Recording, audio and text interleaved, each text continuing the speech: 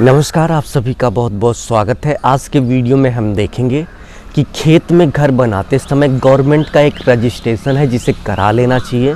यदि आप यह रजिस्ट्रेशन नहीं कराते हैं तो इन फ्यूचर आने वाले भविष्य में गवर्नमेंट आपका घर गिरा सकती है।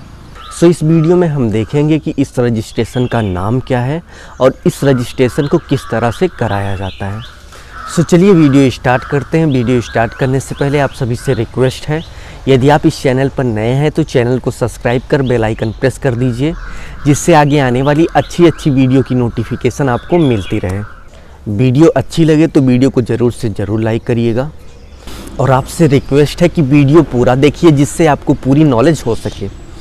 और आपसे रिक्वेस्ट है कि वीडियो को पूरा देखिए जिससे आपको पूरी जानकारी हो सके। जिस ज़मीन पर आप खेती कर रहे हैं, यदि आपको उस ज़मीन पर घर बनाना पड़ जाए तो गवर्नमेंट का एक रूल होता है कि उस खेती वाली ज़मीन को नॉन एग्रीकल्चर यानी कि गैर कृषि योग्य भूमि में रजिस्टर्ड कराना होता है।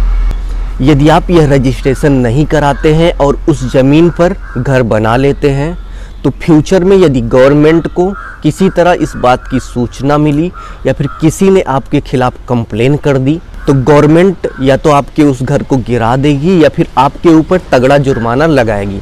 वैसे 99% केस में गिराया नहीं जाता, तगड़ा जुर्माना लगा के जुर्माना वसूल लिया जाता है।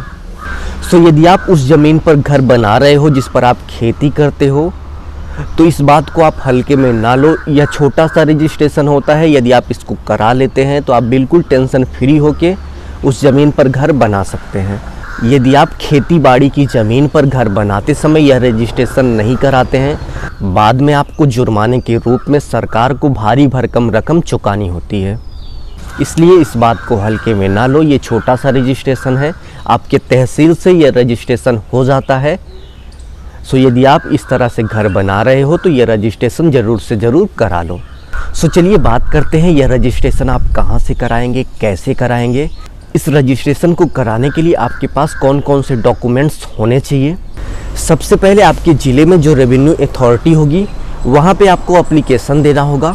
यह एप्लीकेशन सीधा कलेक्टर या फिर तहसीलदार के ऑफिस में होता है, ठीक है। अब बात करते हैं कि एप्लीकेशन देते समय आपके पास लैंड यानी कि भूमि से संबंधित कौन कौन से डॉक्यूमेंट यानी कि कागज़ होने चाहिए। सबसे पहले आपके पास लैंड रिकॉर्ड यानी कि खाता खतौनी होना चाहिए।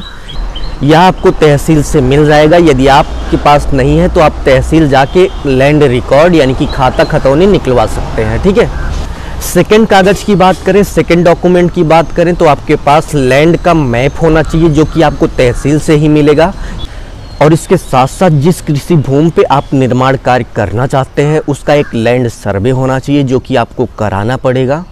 भूमि का लैंड सर्वे कराने में आप अपने एरिया के लेखपाल की मदद ले सकते हैं। और इसके साथ साथ उस भूमि पर आप जो घर बनाना चाहते हैं उसका मैप होना चाहिए, उसका प्लान होना चाहिए जो कि आपको आर्किटेक्ट से बनवाना पड़ेगा। इतना डॉक्यूमेंट होने के बाद यदि आपका एरिया गाँव में आता है तो आपको ग्राम पंचायत को सूचना देनी पड़ेगी। यदि आप शहरी इलाके में आते हैं तो म्युनिसिपल कॉरपोरेशन को आपको सूचना देनी पड़ेगी। और यदि आपकी ज़मीन हाईवे के किनारे आती है तो हाईवे डिपार्टमेंट को आपको एक पत्र लिखना होगा, एक सूचना देनी होगी।